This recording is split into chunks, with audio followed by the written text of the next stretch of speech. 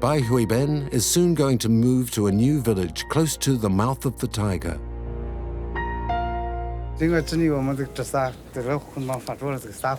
We fought for years against the sand. And this is our new house. The whole village will soon move here. The house is more solidly built against the sand and has electricity and water. Life here is better and more comfortable. Like all his neighbors, Bai Huiben could no longer stand the daily fight against the encroaching sand. Over hundreds of kilometers, an army of peasants are fighting to seal the breach of the mouth of the Tiger. Through this breach pours the sand which threatens to submerge the oasis and to annihilate it.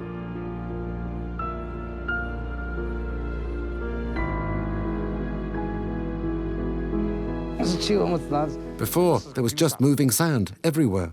Here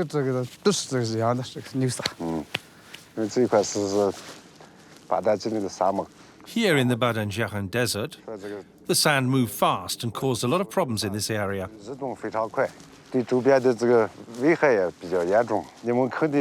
What did you do to improve the situation? Beforehand, there was moving sand which flew everywhere, and we started fighting desertification in autumn 2008. We mobilized 1,000 people to stabilize the sand. The first step was to stabilize the sand with blocks of straw before planting. Up till now, we've planted trees over 6,670 hectares. You've been working here 6 years? Yes, since 2008. You've done well. To plant the trees, Dr. Liu Chuzong developed a new plastic mesh to block the sand, which was quicker to put in place than blocks of straw and very economical.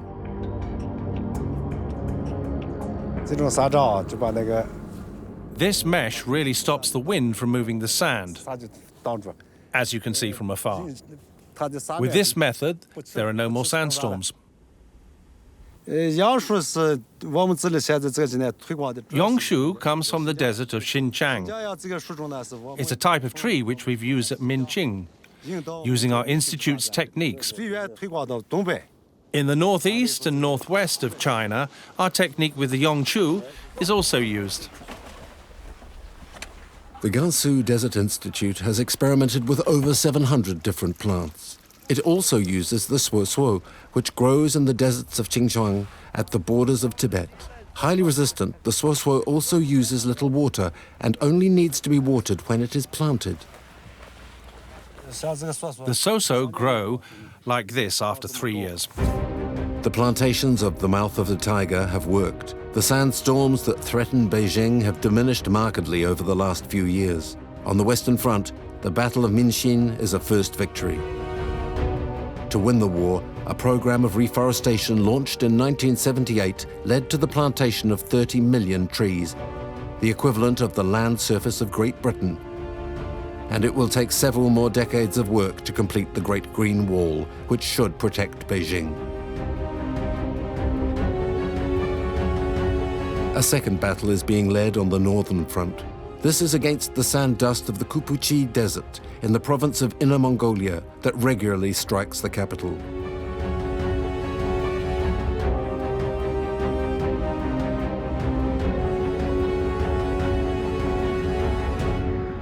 The roads that cross the Kupuchi Desert are regularly invaded by sand. New plantation techniques are being tried.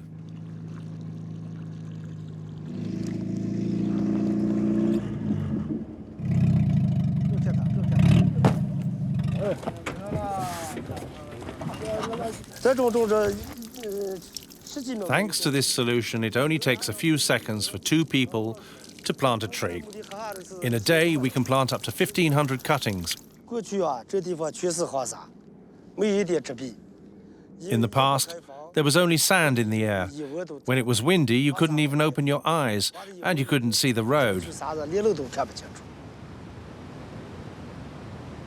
The Kupuchi Desert is the one that affects the storms that hit Beijing the most. Before, we had 70 to 80 every year. 对北疆造成了很大的影响。经过 Today, after years of work, there are only 3 to 5. 这里的防沙暴明显减少， Beijing suffers a lot less. 对北疆影响也明显下降。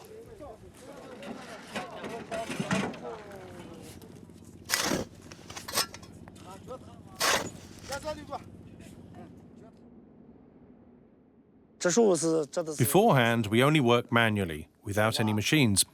刚开始不懂 I didn't know how to plant trees. 咋接做。 Often I'd dig a hole and the sand would just fill it straight up. 到2008年开始是 In 2007 and 2008, we learnt how to plant using pressurized water. We put this straight to use and planted a lot more trees. 这个成活率。 According to official figures, this new method gives a survival rate close to 85% compared to 55% in the past.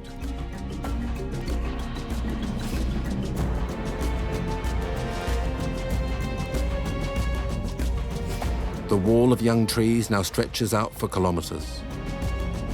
Thanks to this, it has been possible to build roads across the desert which no longer become buried, and Mr. Chung never gets tired of watching the cars go by. The Great Green Wall is fragile, and only time will tell if it will be able to resist the pressure of the desert.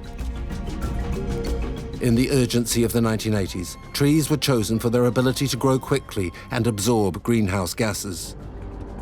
Poplars, which should live 30 years, didn't survive. Why did these poplars die? Because they require certain conditions to live. Water has to be sufficient and the ground fertile. So if the water table drops and it becomes arid, they'll die. The calculation which led to favoring these types of tree which grow quickly in the hope of greater efficiency wasn't the right one. That there is the local poplar, which grows very quickly, is tall and blocks the sand heading for Beijing. The downside is that it has quite a short lifespan.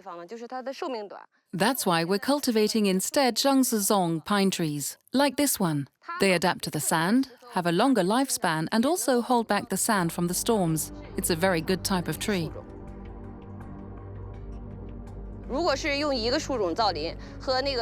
If just one type of tree is planted, there's a greater danger of sickness than if you mix 2 types together. The great lesson that China has learned from its successes and failures is that there is no universal recipe for containing the desert. Each parcel of land has its own types of tree and techniques of plantation. The Great Green Wall isn't a monolithic monument, but a mosaic.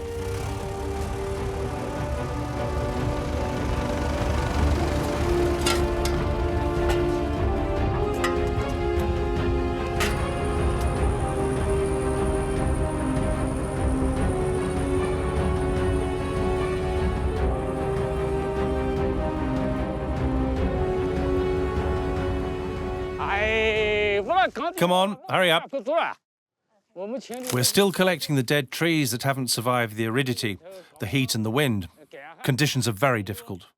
We've planted several kinds of tree like Chungsu Song, woodland pine, Shentao, wild peach, and Shalu, sand willow. Shalu adapts best, then Shentao. For Chungsu Song, woodland pine, it's more complicated.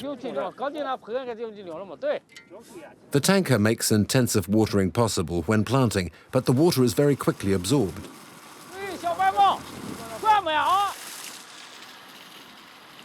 The solution is programmed drip-feed watering in the middle of the desert.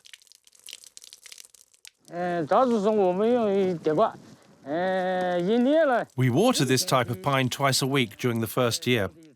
Then the second year we water it once every 2 weeks. In this zone there are around 200,000 pines.